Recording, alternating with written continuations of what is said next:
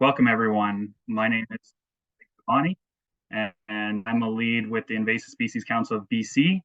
Today, I'm joining you from Cranbrook, which is located on the unceded land of the Tana people, where I'm grateful to be able to help steward the land and support communities across the province in doing the same. As a provincial organization, ICBC does also acknowledge the territories of the Indigenous peoples from across BC, where we live and work to maintain healthy ecosystems for all. So as we get into it, May is Invasive Species Action Month. It's an action-packed, dynamic, month-long campaign that's generating awareness and engaging the people living in BC on invasive species. This year, for the first 4 weeks of ISAM, what we're focusing on is our 4 different themes that are built around behavior change programs, targeting people, their hobbies, and their habits. And for this first week, we wanted to focus on Don't Let It Loose, a program that's aimed at pet and aquarium owners. Some of the most serious invasive pets were actually originally sold as pets or plants for water gardens and aquariums. And this includes species like red-eared slider turtles, goldfish, rabbits, and Eurasian water milfoil. And they often find their way into the environment from either intentional releases or the improper disposals of plants.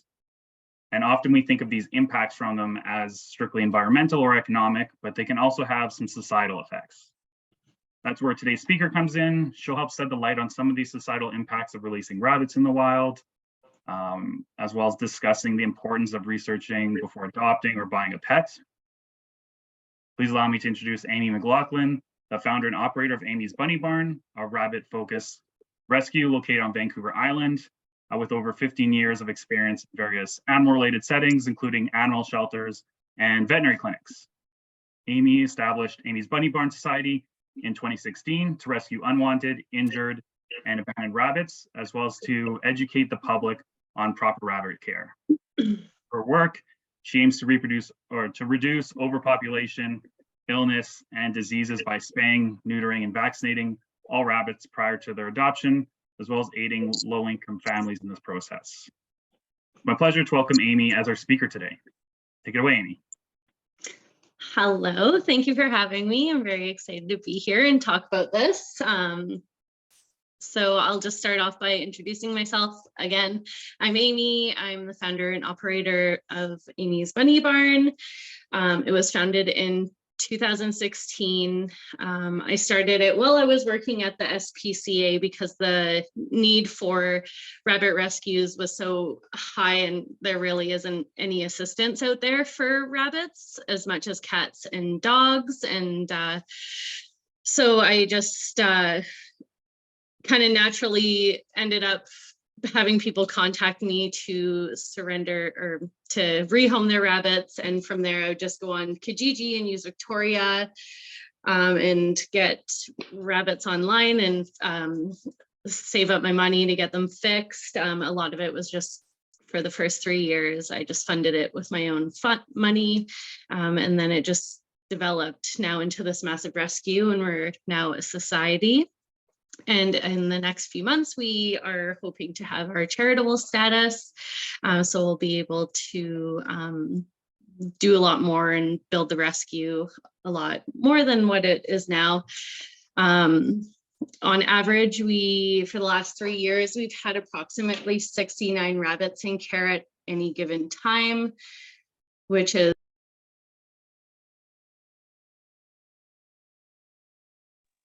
coming in. And we're hoping to, once we get our charitable status, save some funds and open a proper facility, because right now we're just running it out of my home and foster homes. One of the main ways that we get rabbits is from being dumped outside. A lot of other rescues will not take rabbits from outside because they fall under a guideline. I'm not really exactly sure how it's worded, but they are considered to be ferals. Animal control nor the SPCA will take dumped rabbits. So we're really the only resource on the island who helps these animals. So it is a lot of work and a lot of pressure, as we do get people contacting us daily regarding dumped rabbits. And another big problem that we see with bunnies being dumped outside is that none of them are spayed or neutered. So they multiply extremely quickly. So rabbits can start producing babies at 4 to 6 months, and from there, every 30 days, they can have a litter, and a litter can range from, depending on the rabbit, from 5 up to sometimes 13 we've seen. The common number seems to be between like 8 and 10 bunnies. And then a small problem where someone dumps 2 to 4 unfixed rabbits can turn into hundreds in a matter of a couple months. So that just shows you how quickly this can become a problem. And I'm sure no matter where you live, you have this issue. A couple years ago, we had an issue on the Helmeken overpass, and it became a problem where the city was like, well, if you don't deal with these rabbits, we're going to have to destroy them, because they were having such a massive impact on the infrastructure of the highway. And it was, they were concerned with all the burrows that the rabbits had made, that it was affecting the stability of the road and the overpass. So the city was going to destroy the rabbits. Thankfully, a group of bunny advocates got together, and I was not a part of the group itself, but they captured all of the bunnies. A lot of them had to be euthanized. They were all quarantined, spayed and neutered, vaccinated. They were housed at CRD Animal Control. At the end of all this, they contacted me to transport these bunnies to a sanctuary in Texas. So I agreed to do that. So me and my spouse, we drove those bunnies to Texas. So now that area is not a problem, but we see now areas popping up everywhere that it's causing the same problem.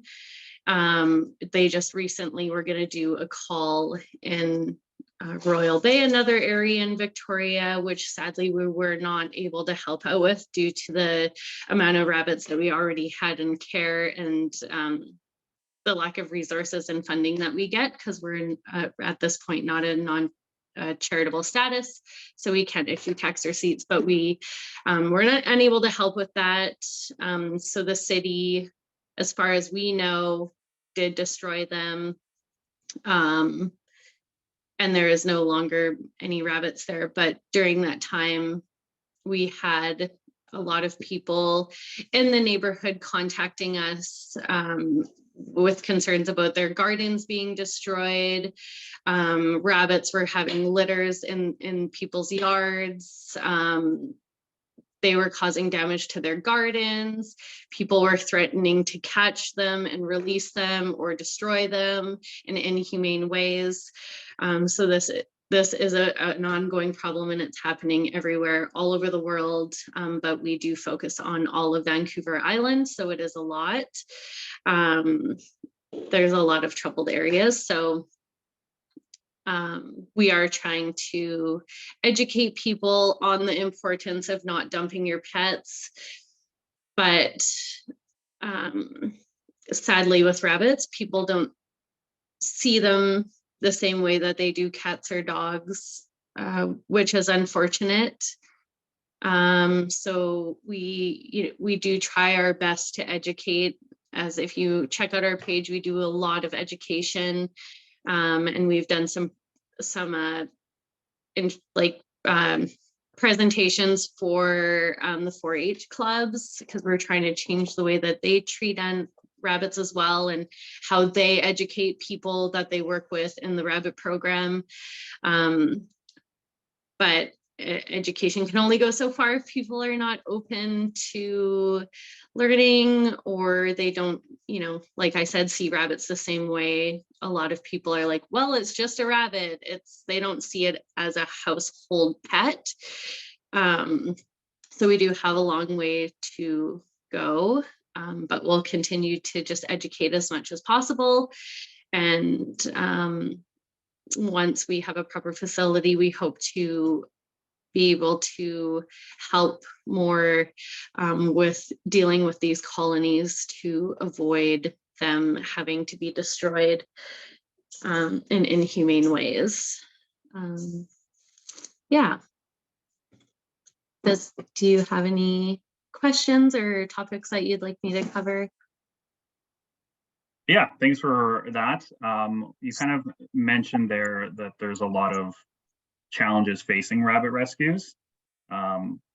Is really what would be that biggest one or two that you would really want people to understand?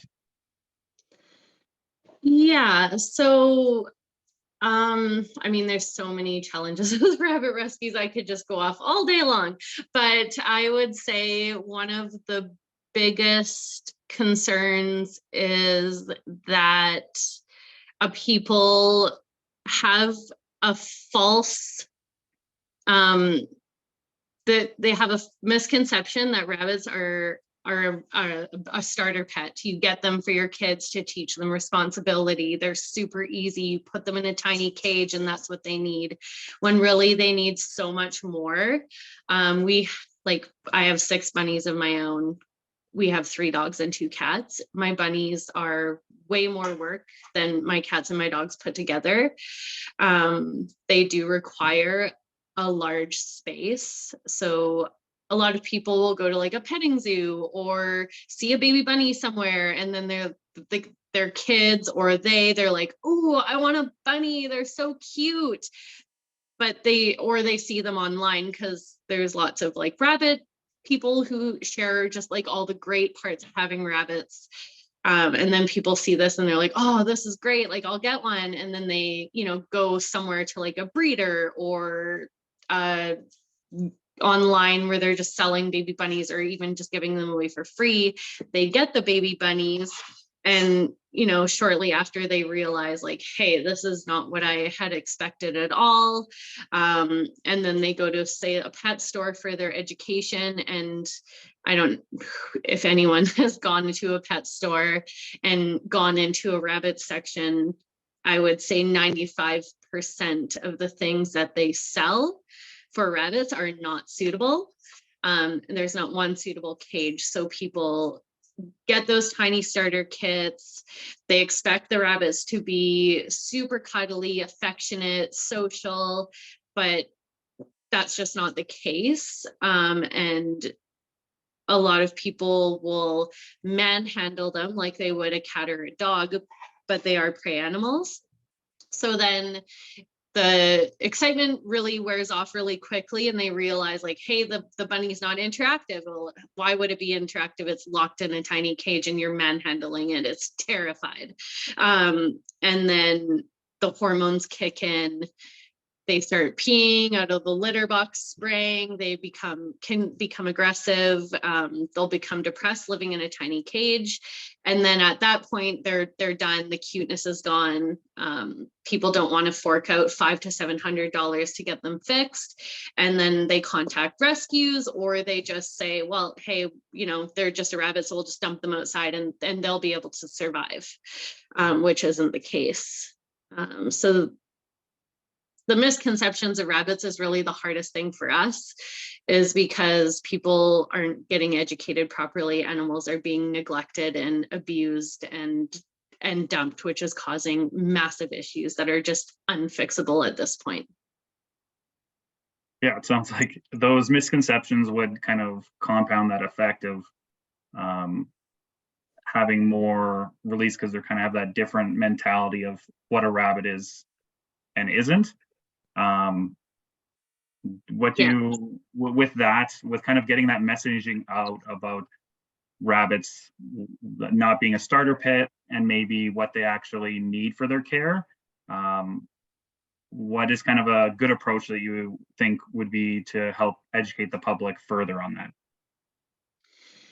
Yeah, I think we do our part, but we're just like such a small organization. Like what we would like to work towards is changing the way that pet stores you know, what they have in their pet store section, how they educate people on rabbit care. Like if you go to a pet store, you walk and you get one of those bunny starter kits, you're looking at $400 when you could buy an X pen for $50 to $100, and that's a suitable housing. But these people are going into a pet store expecting that they'll be properly educated. So like our goal once we become a charity is to do, you know, do some kid programs, get into schools and things like that, because it all starts with, you know, educating children is so key. Like I saw it when we were at the SPCA doing like the summer camps and things like that. Because then, you know, kids are so, you know, they're so passionate about something, and then they can like, you know, share that information, and then we're touching them when they're in their developmental stage. And then, you know, they'll know what's right or wrong. And even if their parents are kind of taking care of animals in an older school fashion, hopefully the impact that we have on them can like impact other people as well. So like we want to get rid of breeders, improve the way that pet stores are, you know, what they're selling and things like that. And then, you know, be able to educate kids is a big thing. But even like on the internet, if you look up rabbit care compared to bunny care, the information that you get is completely different just by changing that word. Yeah, I guess having that conflict there would be frustrating, because yeah, depending on what they're searching, they're going to get slightly different information. Yeah, I mean, yeah, exactly. Like if you, yeah, like after this, like check it out yourself. It's just amazing. When you look up rabbit care, you get like photos of small hutches, you get like more like breeder farming information. But if you look up the word bunny care, then you're going to get, you know, photos of house rabbits, the accurate information. It's completely different. So, and a lot of people call them rabbits. We're like rabbit, when people say rabbit, I'm like red flag. And I'm just like, oh, I don't like that word. But so I just call them bunnies. But yeah, it's quite amazing at the difference. And so with having that kind of having pets not want to be like released in the wild, obviously part of that is that education. So what should that researching into bunny care look like for them to get the best picture of what that'll actually look like for them? Yeah, I would say people should reach out to reputable sources, reach out to local rescues, even if if you don't adopt through them, they'll at least be able to educate you. Like we will educate anyone that comes our way. Even if they don't plan to adopt from us, like every person who contacts us is an opportunity for us to educate. And then, you know, looking into proper care, looking into the cost of spaying and neutering. If you get a free rabbit, you're looking at like a minimum $500 to $1,000 to vaccinate it, vet check it, get it spayed or neutered. Where if you go through a rescue, our adoption fee is $125. Everything is included. Plus you have a lifelong support through our rescue for, you know, whatever, 5 years down the road, something comes up and we're here to support you. Where you're not going to get that level of support if you're getting, you know, a free rabbit online or, you know, from a breeder. With people releasing rabbits and bunnies and what that looks like then, like you said, that they breed like rabbits, they can multiply very quickly. How does that impact you as a rabbit rescue facility? Yeah, so one of the biggest problems that we get is people get 2 baby bunnies at a very young age, and you know, breeders and people in line who, you know, maybe are breeding them purposely or have accidental litters for exactly this reason I'm going to explain. And then they're told that they're the same gender. and then they have a litter of babies that people don't even know, and then they realize, oh, there's a litter of babies. And then as soon as a female gives birth, she can get pregnant immediately after. Within seconds, she gives birth, the male's on top of her, that's it, there's another litter. So just with that, then we're ending up with a mom and a dad and 2 litters of baby bunnies just from one mistake. And they didn't even know that this could happen. And this happens to a lot of well-meaning people who were just not properly, adopted of the same breed. This is extremely common. Like, we've had this happen. I've been contacted by 3 people in the last month just with this issue. And it's easy for us to take in 1 or 2 rabbits, but now when you have, say 21 rabbits in this one home, and we already have 60 something rabbits in care, we're just unable to help. So now this person, depending on, what their capabilities are they going to be able to separate the mom and the dad and house them separately? Are they going to be able to separate all the babies once they're at age? They're not going to be able to fork out money to get all of them fixed. So then they're going to get rehomed to people. And then the cycle just continues. So it sounds like this cycle is it happening just on Vancouver Island there, or do you know if you're seeing it? It's all over the world. Yeah. So yeah, I guess having that first step really is understanding when you're getting a rabbit, that part of that is having that spay or neuter as part of that to really help control that and to factor that cost. Like you said, if it's free, you think of those other things as well. Yeah, a spay and neuter is key because they can just multiply so quickly. And like an accident can turn into, 3 unwanted litters in a matter of 2 months. And then once you have like all the babies and then they're all together, then you may have like 5 females that get pregnant.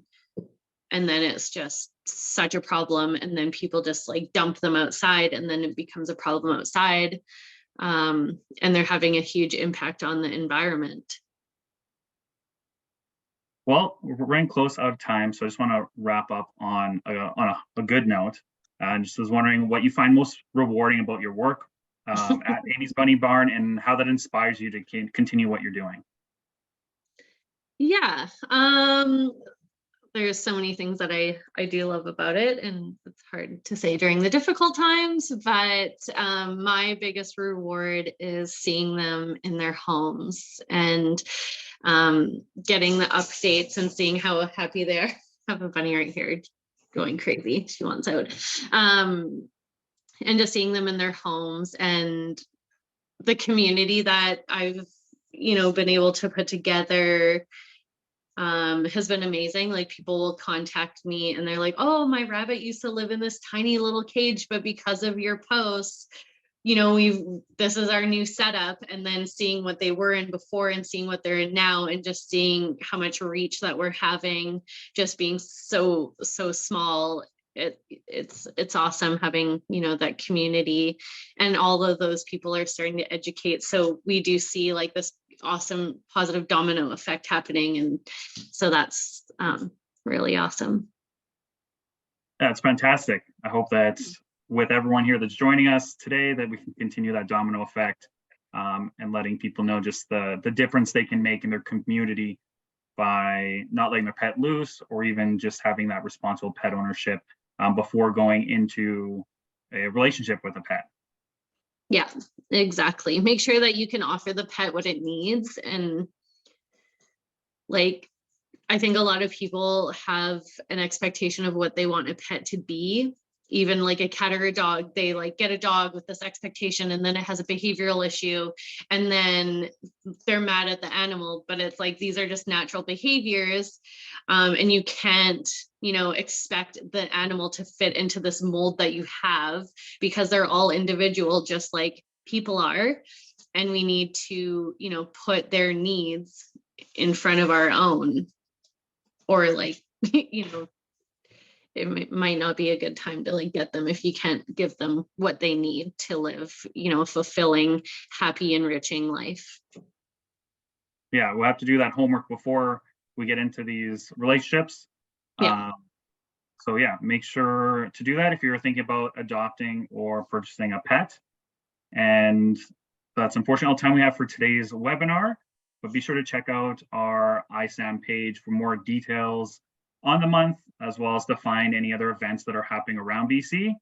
And as well, we have a link to our store where you can find a children's book that focuses on Don't Let It Loose.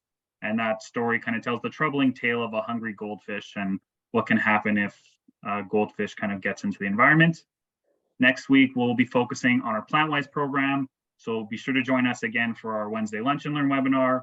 We'll be joined by GardenWorks Scott Pierce, and he'll share top tips and some of his favorite native plants that can help transform your yard and garden into a vibrant, eco-friendly state. Hope you all enjoy the rest of your day, and thank you for joining us.